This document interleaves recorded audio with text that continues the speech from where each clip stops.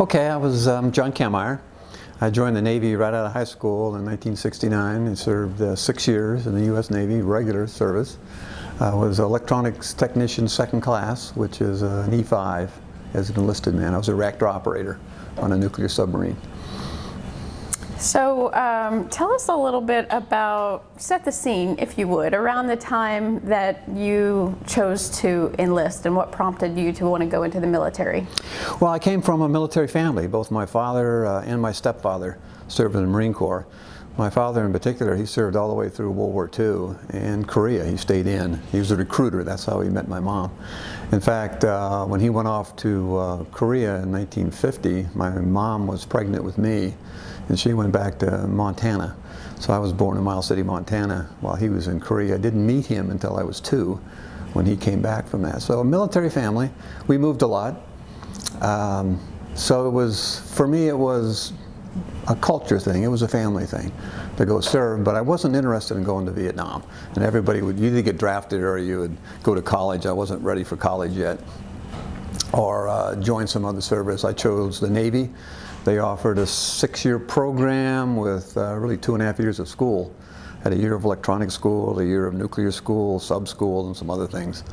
And so I spent 3.5 years on a nuclear sub that was a fleet ballistic missile sub. The USS James K. Polk, SSBN 645. And what's unique about a ballistic missile sub is it has 2 crews, a blue and a gold crew. 2 totally separate crews, 135 men in each crew, and we alternated on patrols in order to maximize the time that the boat was out to sea. And so we would be stationed, we didn't have the boat, we'd be stationed in Charleston, South Carolina. When it was our turn, we'd fly over to, our particular crew flew over to Rota, Spain. And we would spend a couple of days in a destroyer tender, a submarine tender until we turned the boat over. The blue crew then would fly back to the States, we would move on to the boat, and we had the boat for 100 days. We spent 28 days doing all the maintenance, the overhaul, getting it ready to go to sea, loading all the supplies, and then we went to sea. 72 days underwater, no coming up, no ports, always on radio silence, super quiet, no phone calls, no texting, no papers, no magazines, no mail, nothing. You were isolated from your family. I was telling Abby that the divorce rate back then in the submarine service was about 70% of marriages ended in divorce, because it was particularly hard on wives and family back home. So we would go out to sea, and we had one mission, and that was to be ready to fire those missiles. 16 nuclear war tip missiles, ready to go. They would go 3,000 miles. We floated outside, floated around the North Atlantic with 16 missiles geared up that could fly 3,000 miles to I'm assuming Soviet targets, with the goal of never using them. But the idea was there was always 15 or 20 of these subs that were on patrol, and that these floating platforms were a deterrent to the Soviets from ever attacking us. So mission accomplished, no war ever happened. But that's what we did. We just stayed and we received messages. We couldn't broadcast, but we'd receive messages. And we were always prepared to fire those 16 missiles within 15 minutes. That's what we did. And then when we were done with the patrol, we'd come back. The other crew had already flown over. We would fly back, have a great time, and repeat the process every 100 days. So that's a pretty unique experience, being on a submarine. How did you prepare for that? Physically, but also mentally. The idea of being underwater for that long in the radio silence sounds very taxing. It was for some more than others. Everybody is wired a little different. There were cases of people committing suicide. I only know of one personally. So for some people, it really struggled with that, because when you're underwater, there's no windows, there's no doors. This isn't like a movie. Everything's done by sonar. It's done by listening. You don't get to see anything. It's blind, but you know that you're underwater. In fact, I'd lay in my bunk and I could hear sometimes marine life, whales and things. You could hear things outside the hall, but you were totally isolated. And I think it was more of a mental thing than physically. We were young then. It was a very young group. You know, myself was 21 to 20, 24, 25, 24. So physically we stayed fed. We had a workout, we had some weights and stuff down in the lower level missile compartment. We'd work out most days. We did let off some steam. But the mental part of it was the toughest. And when you're on a submarine, you have a specific job. And you contribute to that, and your contribution's important. If somebody doesn't do their job, the whole ship suffers. You come on board and you have to get qualified. Even though you've been to nuclear school, you learned all these things, now you have to qualify on the boat you're on. And so you have to get qualified for a watch station immediately, and then you have to get qualified ships. You get qualified for your watch station, then your senior watch station, then your shutdown watch station, typically within a year, within 2 patrols. Because there's only 3 of you. For every watch station, there's typically 3 people that do that watch. So I was a reactor operator, so there were 2 other reactor operators. And so for every 18 hours, we stood 6 hours on watch and 12 off. So you basically worked 18-hour days. Slept in there and you ate and you stood your watch and you did your maintenance and stuff. And you ran drills. 5 days a week you ran drills, constantly. There weren't the safety precautions on a nuclear submarine with a nuclear reactor like you have in a commercial plant. These don't have those safety features. They count on the operator doing the right things. So you essentially, as a team, you qualified every week. At least once per week, a reactor operator had a reactor trip. Somebody came back and tripped the plant as a drill. At least once a week, you tripped the plant and then you recovered it. So that you're trained. And once a year, every other patrol, you had to recertify. A team of officers, senior officers would come on board. 4 or 5 officers would come on board, and they would recertify the boat as fit to, on the engineering department, they're fit to operate and maintain that reactor plant. And so it was a constant pressure to perform, and to perform as a team. I think one of the biggest lessons I learned that stayed with me, 45 years later, is the importance of personal excellence and personal responsibility for the benefit of the team. That everybody has a role. Doesn't matter what your job is. The mess cook, the sonar man, the nuclear reactor operator, or the machinist. It doesn't matter what your job was. The boat counts on you to do your job. And the second part of it was to get qualified on the ship, on the boat, and you earn these dolphins, these things you see on submarine sailors. You look above their left lapel and there's this 2 dolphins with a kind of a submarine shape in there. To be qualified ships was a requirement, it wasn't an option. And you had to make progress. You had to get on board and you had to learn every isolation valve of importance, every piece of damage control equipment, every piece of safety equipment, every piece of communication equipment, and how to do all the major operating functions from the bow to the stern.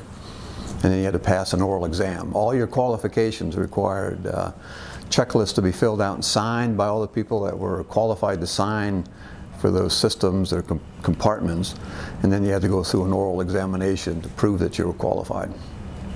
Because if there was any kind of a leak, a steam leak, a fire, any kind of catastrophe, if you were in that compartment, you had to know what to do. Because you're on a submarine underwater, there is no recovery in a lot of those cases unless people do what they're supposed to do. It's like an airplane, it comes down. And if a submarine goes down, there's no recovery. There's no even finding the bodies. So everybody relies on everybody. And you have to make progress in your qualifications or else you don't do anything fun. Literally, you can't go watch a movie, you can't play cards. If you're not making progress on getting your dolphins or on your watch station, whatever, you get run out. And this isn't police from above, this is police by your peers. That was my next question. How does that level of, just reliance on each other, knowing that you can and have to rely on, I think you said there were 135 guys on this sub. How did that affect the rapport among everyone? Well, guys can be really, really tough on each other. When you take women out of the picture and you just put 135 men in isolation for 2.5 months, if you have a weakness, it'll be seen, it'll be exposed, and it'll be picked at. We had one guy that was new to our group, came on board, young guy, and he had a temper. And he really couldn't control himself too well. And people recognized that, so they picked on him. And I pulled him aside one time and told him, you're going to have to get control of it, or else your life is going to be miserable. If you don't conform in the sense of doing your job, lots of different characters, a lot of different personalities, makes it entertaining, interesting. But as far as your technical expertise and how you conduct yourself, a spirit of excellence, doing your job, if you don't have that, or you have some flaw like a temper, it will get exposed, and you either have to fix it or they will drive you out. As simple as that. This kid, he finally got it together. It took him a patrol and a half when he finally, he never learned that at home, but we'll teach him. What applications do you think that idea, as we talked about a little bit earlier, what applications do you think that idea of interdependence has to American society today from the perspective of a veteran? Yeah, isn't that a powerful thing? In that 3.5 years in that submarine, then I went on and went to college and had this 41 year career. And I look back, and the ability to get the jobs that I got was dependent on that college degree, but the ability to execute those jobs was even more dependent on that teamwork and those values I learned in the Navy.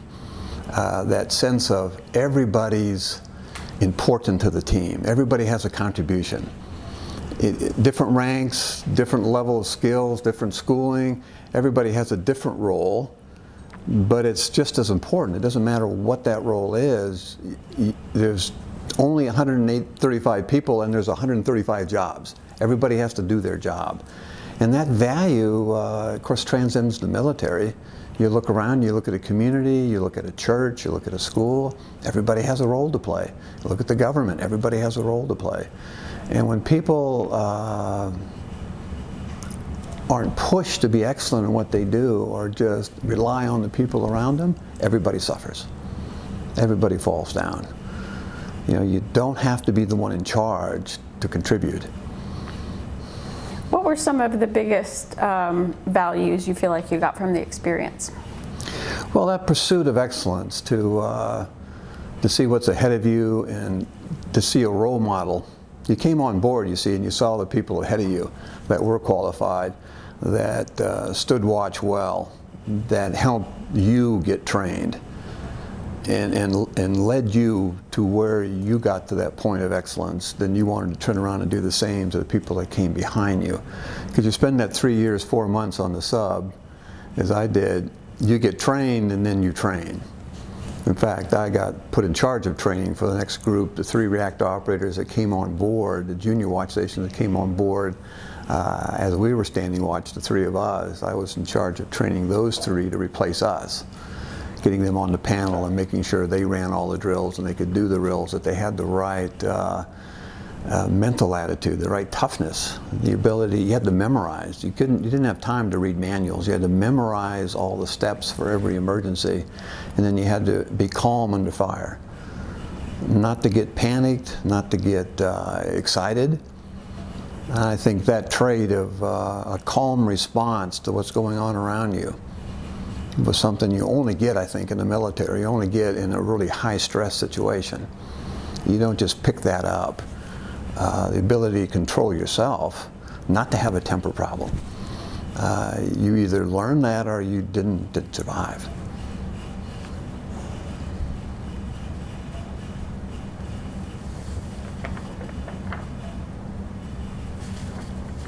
Was there anything you did for luck? For luck? No, not really a superstitious kind of person. My wife was a praying woman, and I know she was always praying for me. She sent me a picture. It became a thing on our boat. She had a picture of herself, a really good picture of a headshot, a portrait shot, and she blew it up to about this big, and then laminated it and rolled it up and sent it to me. And I was able to put that in my locker above me, above my bunk, looking down at me. And when I opened that up and all these guys saw that, it was like the next patrol, everybody had one. Everybody had the same thing. And I'm not saying that was for luck, but that connection. Mm-hmm. Why do you do what you do? Why are you there? I'm sure guys that go to war and actually fight in trenches, typically say people fight like that for the people around them. You have to have something tangible. Why do you go through what you go through? Because you go out to sea, I mean, we stood watches and drilled and stuff. It was movies every day. You played cards, you read. I read a lot. But you had to have your head clear. You had to know why you were doing this and not just focused on the bad. You had to have a positive attitude. If you're going to run drills every day and train people every day and go through this, you had to be focused on bigger things than yourself. Have a relationship with God to know that that you are part of something bigger than yourself, I guess is the way to say that. All through life. If you're doing what you're doing just for yourself or for gains of yourself, it's a sad life. The perspective of I'm part of something bigger than myself is where real joy comes from. I'm part of a plan that God has for me. I'm part of this family. I'm part of this church. I'm part of a community. I'm part of this mission. I have a mission. God has a purpose for me, and I'm executing that purpose. That's where joy is at. Was that viewpoint mostly part of your family culture, or do you feel like you picked that up or evolved in that journey throughout your time in the military? It evolved. I'd say at 18, in fact, I think a lot of things that I did, I can now look back and see the truth of it. A lot of times you're reacting to what's going on around you. Certain things kept me stable. Certain things I got through that relatively unscathed. A lot of times at that age you don't realize the strength you have. You don't realize the foundation you have until you're a little bit older. That's why it's so important with children to put that foundation in there, because until you test the foundation, you don't know if it's solid. So you speak to your kids, you speak life into your kids, you raise them up and you send them out. But it's the test of faith that try you and prove you. So that's where you find out whether or not, that's how you learn. And you don't really realize that until you're actually past it. I look back and say, man, that's a large part of who I am. What kind of emotions come up for you when you think about the legacy of veterans that you're part of? Well, to a certain extent, it saddens me to see where the country is headed. And then you hear about Starbucks, for example, not wanting to serve veterans if they have hats on and stuff. There's this disconnect with some youth in not esteeming America like my generation does. You know, being raised by the generation that fought World War II, that was passed on. And now there seems to be a disconnect in a lot of, I'm not saying all, but in lots of different parts of the country, there seems to be a disregard for the values of America, the values that I esteem. And that's kind of saddens me. I think it's tremendous. I think for kids to, in a lot of cases, forego college and go serve in the military is a good thing. It's a good thing. You learn so much. You learn a lot, and they stay with you your whole life. And plus, it gives you a different perspective on the country. When you go and you put yourself into it, and you become part of what protects it, you have a totally different viewpoint than somebody is just handed to them. There's no test, you see. If there's no test of your foundation, you can never rely on it. What are some of the most vivid memories that you have from your days on the sub? Well, I have to be honest, the most vivid memories I have, I served 4 patrols and a shakedown cruise and some other tests as we came out of the yards. And the most vivid memory I have is coming back. We got married, my wife and I, we've been married almost 49 years. Like I said earlier, that's a tough situation, particularly for them, being cut off like that. But to come back to port, fly back home, and there's your wife, that's what I remember most vividly. The submarine was day after day, highs drills, extremely fast-paced, exciting, and then just the monotony of 6 hours on, 12 hours off, short sleep spaces, eat, read, play cards, movie night, poker night on Saturday night. It's just the monotony of that routine with a bunch of guys. Doesn't stand out, but the coming back home and being truly alive. the boat comes off patrol status, it comes up out of the water for the first time in 2.5 months, and you stand in line to go up the conning tower, to stand up outside, to get fresh air, to feel the sun on you. Those things are vivid memories. You realize how precious life is, how you can take things for granted, being with your family, just the little things you enjoy, walking outside and feeling the sun in the air. And when you don't get that for months on end, it makes you appreciate the little things.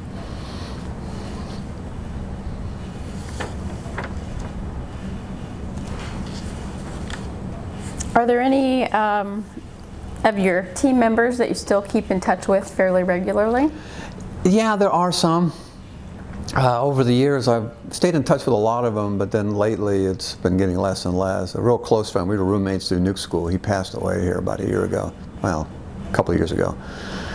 He and I were real close. There's a James K. Polk fraternity, if you will. Got a website, an alumni association I'm a member of, and you can go online and exchange emails. So, yeah, I touch base with a few of them, but the guys that I were closest with are pretty far away. And losing Mike here a couple of years ago, he was just over in South Carolina. He was reasonably close. So other than him, I haven't seen him in a while. I haven't gone to a reunion, so I haven't really seen a large number of them now. What's it like? I just think this is so interesting. After all that time, around 135 men, you have, of course, your beautiful wife and 3 lovely daughters. So what kind of lessons do you feel like, after having spent so much time, with men on the sub, what kinds of lessons were you able to just impart to your family over the years from your time on the sub? Well, you can be friends with people and be close with them, but still hold a mirror up. Let them see what they need to see. In the sense of, we can all improve, and the best way to get somebody else to realize there's an area that would help them to improve is to put a mirror up, is to let them see it. On the boat, on the submarine, we were pretty harsh. I mean, because we were just guys, there weren't any women around, so we would be pretty hard on each other if there was something. But with your family, of course, you have to be more subtle. But there should always be a drive for change. We're in this life is getting ready for the next, and we're never done until we go be with the Lord. So if you've got 80 years, 90 years, then every day should be looked at as an opportunity to get more, closer to. And it's a journey. Every day is a journey. And you see that in the military. I think it's true of all military experiences. You just see that on a fast track. You get somebody into the military, you get them on board a submarine or off in some rice paddy somewhere, you have to adjust and change quickly or you won't make it. So you accelerate that process real quickly, and you drive people to change and adapt and get better, to have a spirit of excellence and get better every day. You get away from that and you have more time, but don't want to lose sight of that it's a journey. And if you're not improving, you're going backwards. Life is a walk up a hill, and if you stop, you slide back. It's the same as your faith. Life and faith, it's the same. You have to walk, you have to keep pressing forward, looking to get better, and helping those that are with you. It's never a journey by yourself. And if you're not pulling people with you, then there's nobody to pull you forward. And you learn that, I really learned that. You can learn that a lot of ways, but you really learn it in the military. That you have to take everybody with you. You can't do it alone. I'm sure in being shot at, you learn that quickly, but the same with the sub. You have to get everybody to go in the same direction. If somebody goes in the opposite direction, he puts everybody at risk. You have to get everybody going in the same direction. And you have to be alert to the people around you that aren't. They're not on board. You've got to recognize it and do something about it.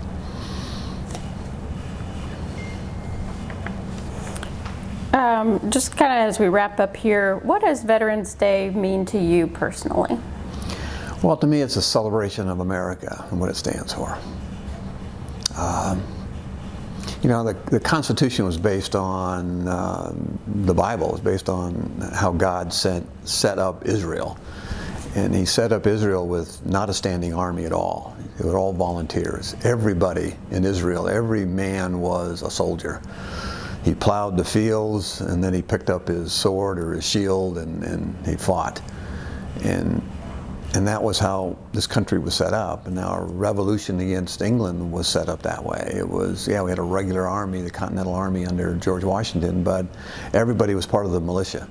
Everybody had weapons, everybody trained, everybody was ready to fight. Not fighting the Indians, fighting the British.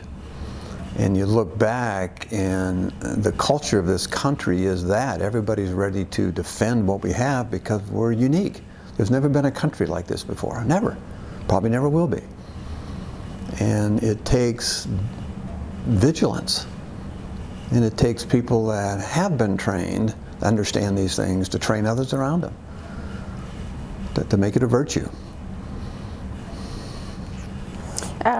What you just said about, you know, there's never been another country like this, it is kind of in that regard, I mean, it's like the American experiment.